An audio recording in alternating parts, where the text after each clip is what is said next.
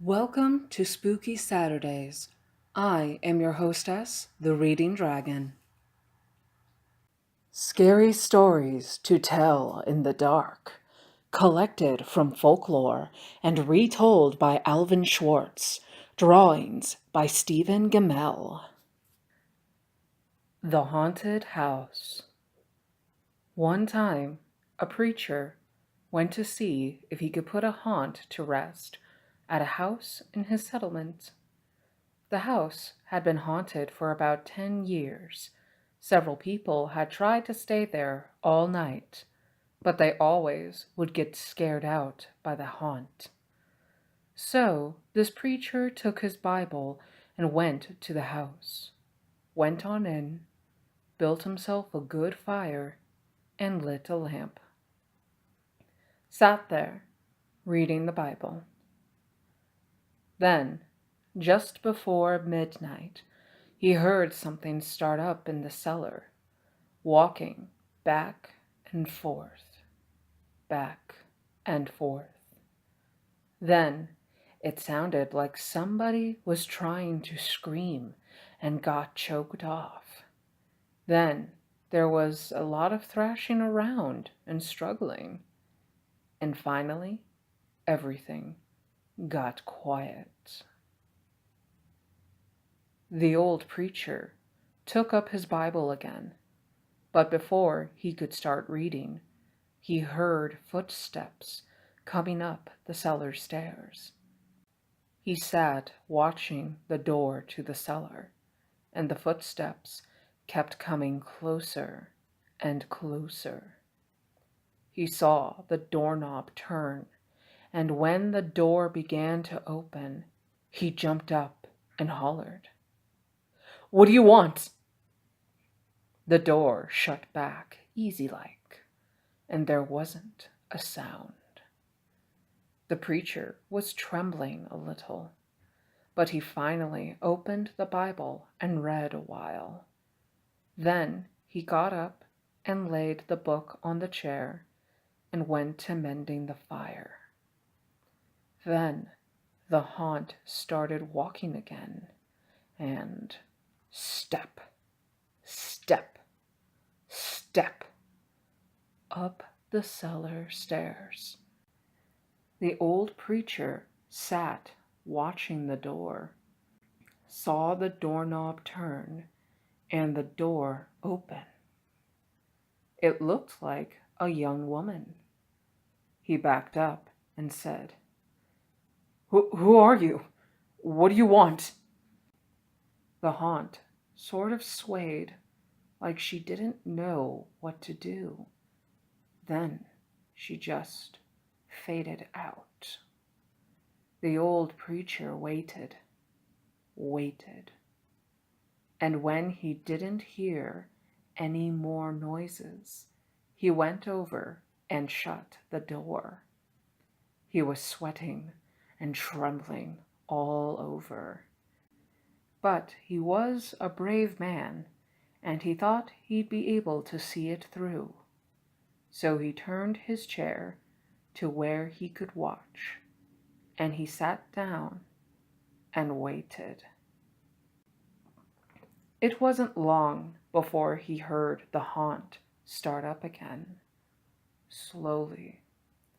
Step, step, step, step. Closer and closer.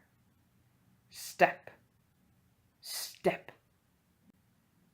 And it was right at the door. The preacher stood up and held his Bible out before him. Then the knob slowly turned, and the door opened wide. This time the preacher spoke quiet-like. He said, "In the name of the Father, the Son, and the Holy Ghost, who are you and what do you want?"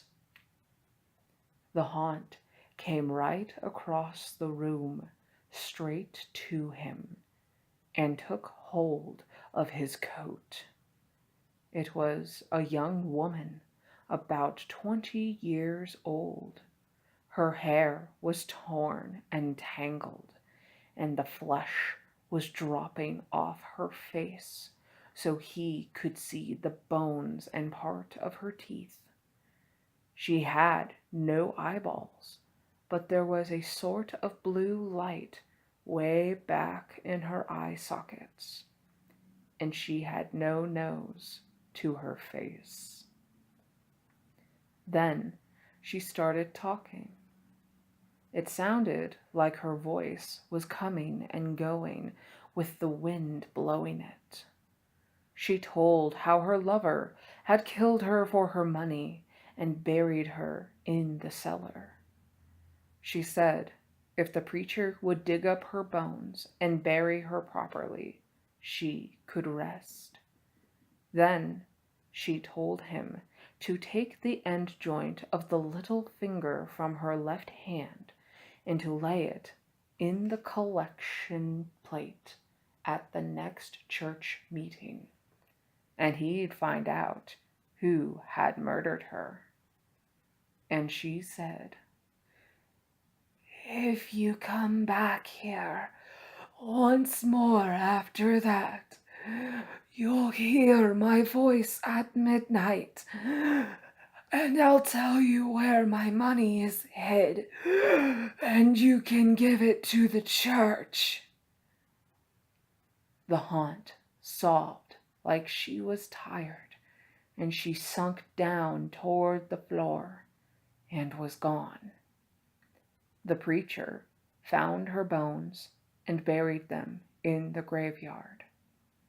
The next Sunday, the preacher put the finger bone in the collection plate, and when a certain man happened to touch it, it stuck to his hand. The man jumped up and rubbed and scraped and tore at that bone, trying to get it off. Then he went to screaming, like he was going crazy. Well, he confessed to the murder, and they took him on to jail. After the man was hung, the preacher went back to that house one midnight, and the haunt's voice told him to dig under the hearthrug. He did, and he found a big sack of money. And where that haunt had held on to his coat, the print of those bony fingers was burned right into the cloth. It never did come out. We hope you enjoy the story. If you like this telling, please hit the like button and subscribe to receive more content. When you subscribe, be sure to hit the notification bell so that you can be notified as to when I have a new story to tell.